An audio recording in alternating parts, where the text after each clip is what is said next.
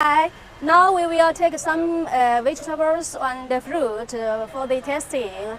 Let's let you know how to wash this fruit and vegetables. It has tomatoes, chilies, and eggplant, cucumber, and the celeries. Lettuce. This is lettuce. Also, we take some leaf to wash it, and the long beans. Okay, now we start the machines.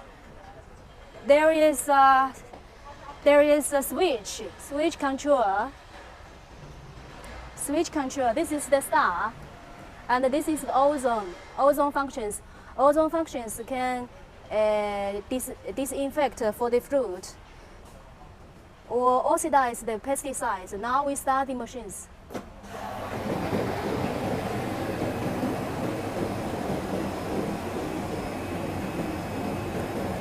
Now you can see the water. The water is strong vibrating, so the vegetables also.